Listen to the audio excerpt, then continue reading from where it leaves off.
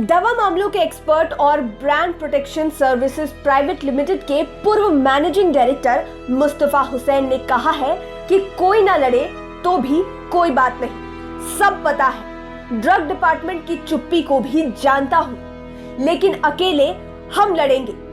IGIMS और PMCH में active दवा माफिया को हराना ही होगा। यह लड़ाई पब्लिक के लिए पब्लिक के द्वारा लड़ी जाएगी। जरूरत होने पर पटना हाई कोर्ट में जनहित याचिका भी दायर की जाएगी। मुस्तफा कहते हैं कि IGIMS और PMCH जाकर देखिए, हाल बहुत बुरा है। खुदा न करे कि किसी को जाना पड़े, लेकिन चले गए तो पाला पड़ेगा ही, और सारा गोरख धंधा आप बस देखते रहेंगे, चुपचाप कीमत अदा करते रहेंगे, कारण कि इनके खिलाफ कोई बोलता नहीं।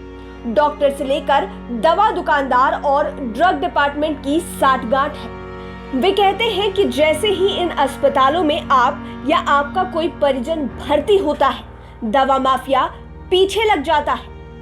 आपको जल्दी की जरूरत होती है। ICU और ऑपरेशन थिएटर के करीब की मान्यता प्राप्त दुकानों पर दवा की जानबूझकर किल्लत रखी जाती है।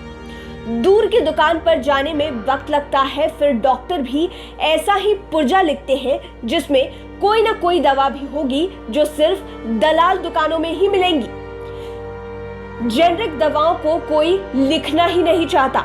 मुस्तफा हुसैन कहते हैं कि अस्पताल में आप ऐसे ही परेशान होते हैं, फिर जब ICU और ऑपरेशन थिएटर के भीतर से दवा की मांग की जाती है तो आप बेचैन हो जाते हैं। तुरंत लाने को कहा जाता है। आप ये भी नहीं देखते कि कितनी दवा है और कितनी कीमत लगेगी। फिर यहीं पर आपका पाला पड़ता है दलालों से।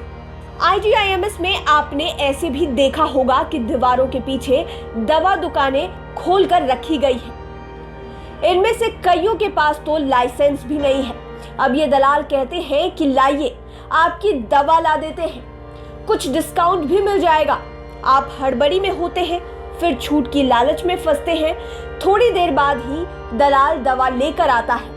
आप तुरंत ICU या फिर ऑपरेशन थिएटर वाले को सभी दवा दे देते हैं, देखते भी नहीं है कि कितनी दवा है। बिल के नाम पर कच्चा पुर्जा थमा दिया जाता है और आप पेमेंट करने को विवश हो जाते हैं।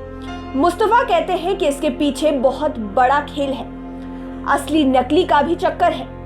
कोई नहीं देखने वाला है, बस रैकेट में शामिल सबों को सारा हिसाब मालूम होता है।